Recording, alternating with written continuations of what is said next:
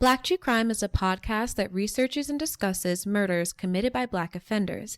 It is a podcast that anyone and everyone is welcome to enjoy, but it may not be enjoyed by anyone and everyone, so listener discretion is advised. Now, without further ado, this is Black True Crime. Do not go gentle into that good night.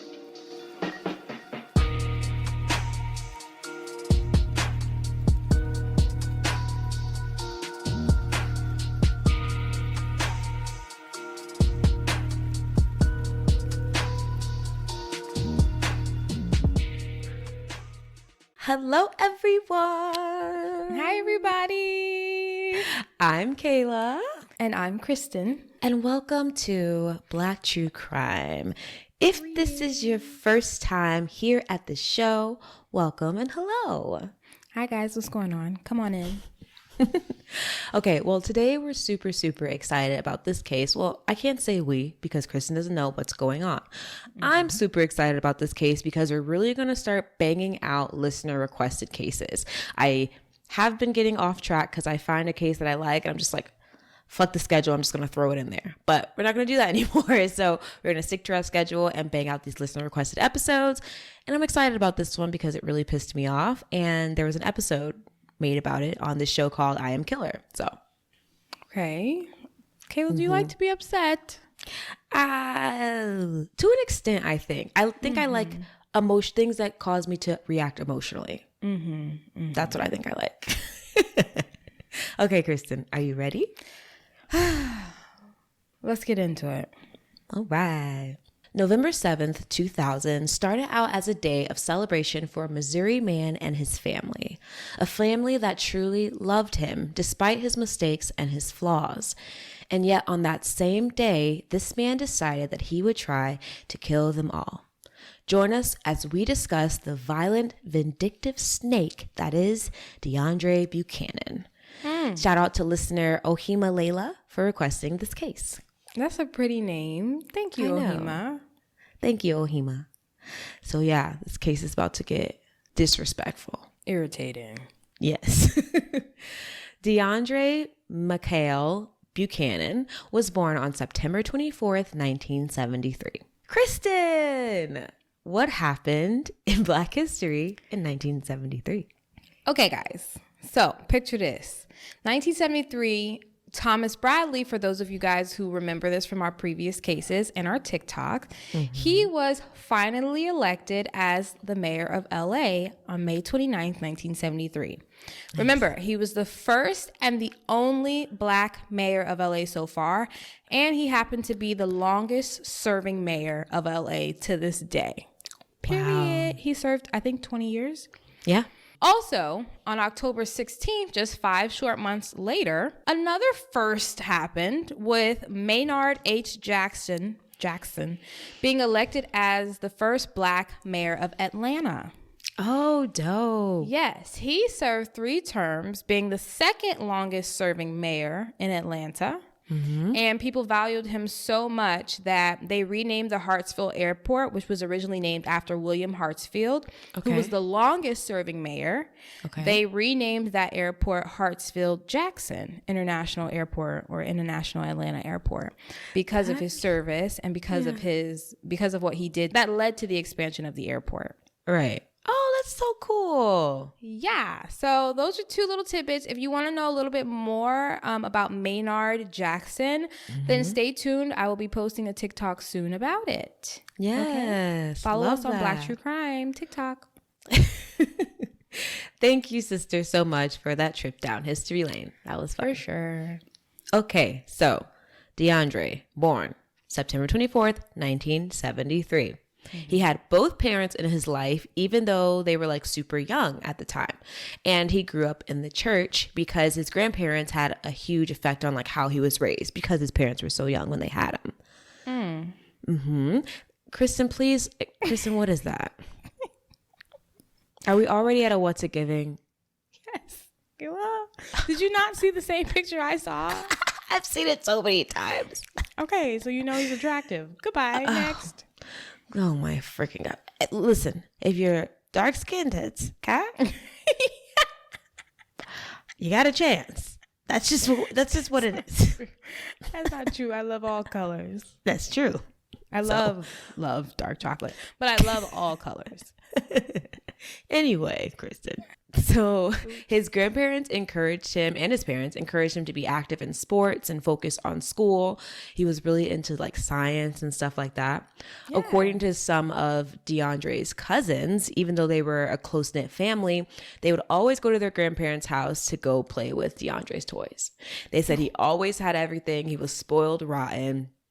I don't know what his family did for a living, but they definitely made sure that DeAndre wanted for nothing. So that's precious. It seems like it was like an ideal start to a childhood, and their community saw this as well. They considered the Buchanans to be a model family, and Dre, that's what they called him, okay. DeAndre, Dre. He also, Chris, spells his name Deandra, which I thought was interesting. Okay. Yeah, at first I thought it was a woman's case, but then I looked it up. I was like, oh, this is a man.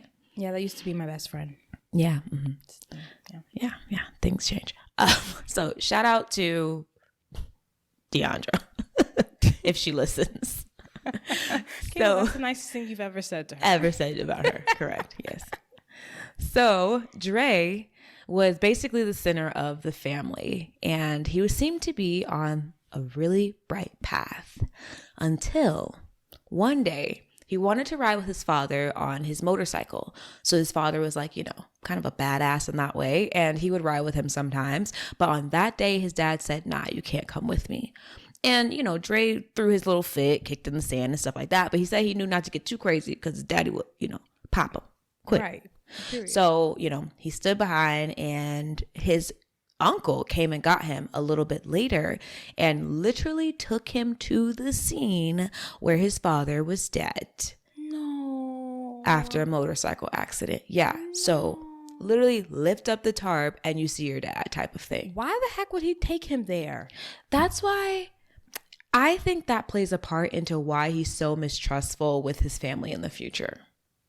Like, you took me to go see something that changed my life forever in the worst way. That traumatizes. That would give me trust issues. Yeah, this is a kid, you know what I'm saying? And he was close to his dad. His dad was his best friend kind of thing. So this was really, really hard on him. Brutal. Totally brutal. And Dre was only around like 12 at the time. So it just really fucked him up. And according to Dre, this is when something changed in him. Soon after, he started fighting at school and in the neighborhood more. And when he was around 13 or 14, his cousins from Cali came to town. Like, they moved there, and they showed him how to make some real money. Oh. And you already know what I'm talking about. Dealing. Kristen. Mm-hmm. And so, banging. Throwing up that thing. L. Yeah. Kristen, please. Yes. So Dre started selling drugs. Cocaine, to be exact. Come on, Dre. That's a bit harsh. Well, listen, that's where the money was at. Dre soon started carrying weapons, and after one of his close friends was shot and killed through his own front door, he started paying people $50 a day just to open the door. Wow. Yeah, so you can imagine like how that paranoia is starting to flare up and kind of get to him for real. This is like insane because things are happening to him so fast. Yeah, it's happening really fast. And he's so young at this point, Yeah.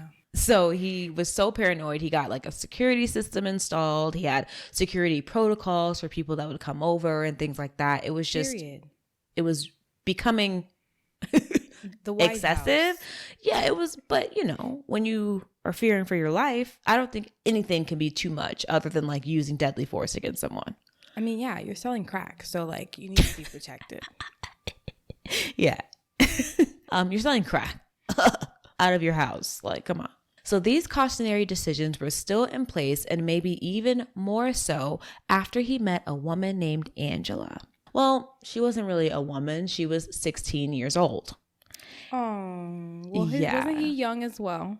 Well, she was born in 1980. Okay. So, no. He's a bit older than her. He's 24 at this time, actually. Oh my God, girl, go home. Yeah. She was a super gorgeous girl, as you can see. She was shy and she was quiet. She liked to read books more than going out and partying and stuff. But she mustered up the courage to ask her mom if she could go on a date with, like I said, 24-year-old Deandra. Girl, you beyond your years, girl. You better sit down. You better go somewhere and sit down. But her mom ain't even telling her to sit down. Cute.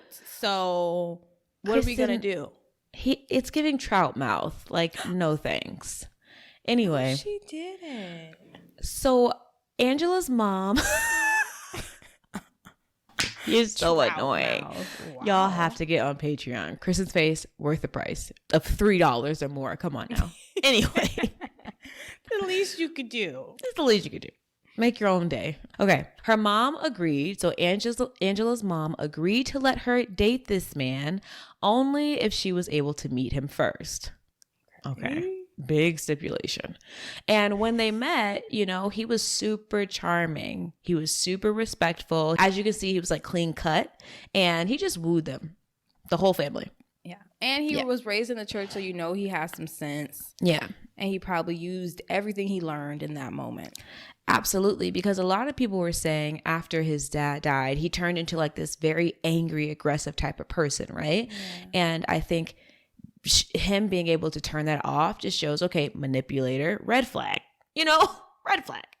And we're going to see some more very soon. But also, like, everybody's complex and everybody has different sides of them. So if he wasn't being angry in that moment, I'm not going to say he was manipulative. I'm just saying he wasn't angry in that moment and probably wanted to impress the mom. But I think we kind of turn off certain things in certain moments to get a certain result.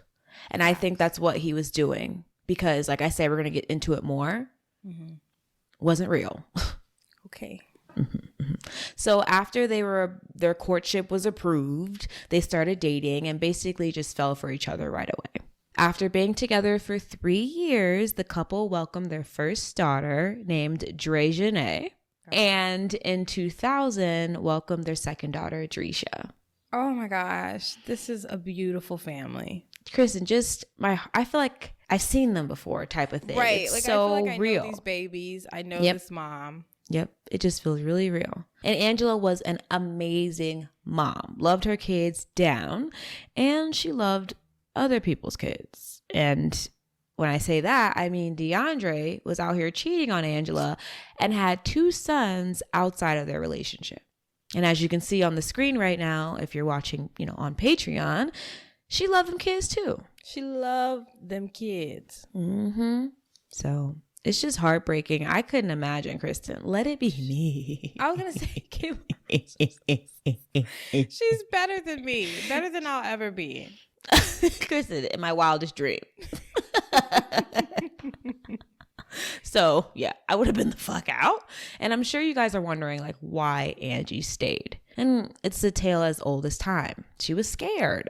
Deandra started out being super sweet in the relationship, taking her on trips, because remember, he had money, spoiling her, and just love bombing the fuck out of her. And then one day it turned into, oh, you can't leave the house unless I say you can. And then she couldn't talk to her family and friends, and just a textbook domestic abuse situation. Isolation, control, manipulation, physical assault, just the whole 9.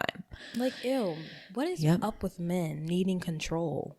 Why do they feel that they can put their motherfucking hands on somebody? Like, you can't put your hands on anybody. It's not giving. It's never gonna give. And this shit needs to like die in 2022. Yeah, like us women need to start stabbing people. Yeah, and just face the consequences after. You're not gonna just put your hands on me.